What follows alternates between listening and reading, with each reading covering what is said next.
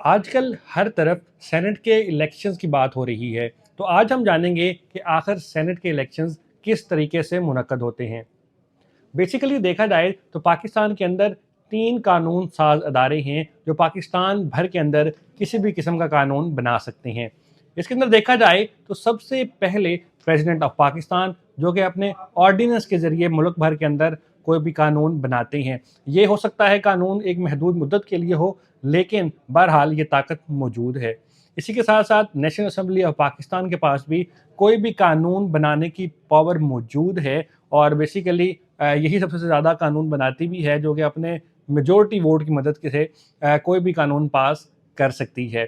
اسی حوالے سے تیسری سینٹ آف پاکستان کے پاس بھی ایک ایسی ہی پاور موجود ہے جس کے ذریعے قانون سازی کی جاتی ہے۔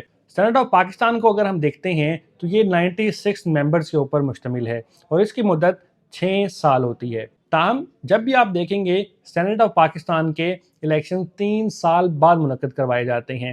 اس کی وجہ یہ ہے کہ ہر 3 سال بعد آدھے ممبران کو الیکشن کے ذریعے نامینیٹ کیا جاتا ہے اور وہ اسمبلی کے سینٹ کے اندر آتے ہیں۔ اسی طریقے سے آدھے ممبران جو ہیں وہ سینٹ کو چھوڑ دیتے ہیں۔ اس کی سب سے بڑی وجہ یہ ہے کہ چاہے نیشنل اسمبلی اپنے سیشن میں ہو یا نہ ہو، اسمبلیاں ٹوٹ چکی ہوں، پریزیڈنٹ آف پاکستان بیٹھے ہوں یا نہ بیٹھے ہوں، تو سینٹ آف پاکستان ہر وقت قانون بنانے کے لیے اویلیبل ہوتی ہے اور وہ کسی بھی ٹائم ختم نہیں ہوتی۔ اسی وجہ سے 3 سال کی مدت رکھی گئی ہے تاکہ آدھے ممبران جو ہیں وہ ہر وقت اسمبلی کے اندر موجود ہوں۔ تو اس دفعہ بھی تقریباً 48 ارکان جو ہیں وہ ان کی نامینیشن ہوگی، لیکن جب ان کو دیکھا جاتا ہے کہ اس کی نامینیشن کرنے کا طریقہ کیا ہے، اس کے اندر الیکشن کرنے کا طریقہ کیا ہے، تو وہ عام الیکشن سے تھوڑا سا مختلف ہے۔ سینٹ کے اندر کسی بھی قسم کے الیکشن سنگل ٹرانسفریبل ووٹ کے ذریعے ہوتے ہیں۔ یہ ایک سیکرٹ بیلٹ کے ذریعے آپ ایسا ووٹ ڈالتے ہیں جس کے اندر آپ ایک اپنی پریورٹی لسٹ دیتے ہیں کہ میں پہلے نمبر پر چاہتا ہوں کہ میرے یہ سینیٹرز ہوں، دوسرے نمبر پہ یہ، تیسرے نمبر پہ یہ پنجاب، KPK، سندھ اور بلوچستان کی اسمبلیز جو ہیں، جو پروونشل اسمبلیز ہیں، وہ ان لوگوں کو الیکٹ کرتی ہیں، اور اسلام آباد کے لیے نیشنل اسمبلی کے اندر الیکشنز ہوتے ہیں۔ اسی حوالے سے جب ہم سیٹوں کی بات کرتے ہیں تو یہ بھی مختلف طریقے سے جو ہے ہر صوبے کی اپنی اپنی ڈیوائیڈ ہیں۔ جس طرح کہ پنجاب اور سندھ کے اندر ہم بات کرتے ہیں تو وہاں پر 12 سیٹیں جو ہیں وہ سینٹ کی کا الیکشنز ہوتا ہے۔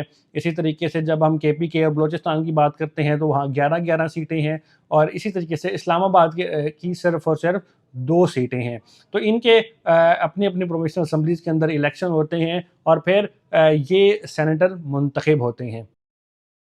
اگر ہم بات کریں اس وقت موجودہ سینٹ کی، تو اس کے اندر سب سے زیادہ میجورٹی پاکستان تحریک انصاف کی ہے، جن کے پاس سب سے زیادہ 27 ممبران ہوں گے، کیونکہ ان کے پاس آلریڈی 20 ممبران موجود ہیں، اور 7 مزید سیٹیں جو ہیں وہ PTI جیت جائے گی۔ اسی طریقے سے دوسرے نمبر پر اگر ہم دیکھیں تو پاکستان پیپلز پارٹی موجود ہے، جس کے پاس تقریباً 25 سیٹیں ہیں، جو پچھلی اور جو اس الیکشن کے اندر ملا کر بن رہی ہیں۔ یہ تقریباً کیلکولیشن آلریڈی پہلے ہو چکی ہوتی ہے، کیونکہ تقریباً بالکل کھلے عام جو ہے وہ نظر آ رہا ہوتا ہے کہ کس پارٹی کے پاس کتنے ووٹس موجود ہیں۔ جس طرح کہ ابھی ہم نے دیکھا کہ بلوچستان کے اندر تو جتنے بھی سینیٹر جو ہیں وہ منتخب ہوئے ہیں وہ ان اپوز ہی ہو گئے ہیں، وہاں پر الیکشن ہی نہیں ہو رہا، کیونکہ اس کی کیلکولیشن آلموسٹ ہو چکی ہوتی ہے۔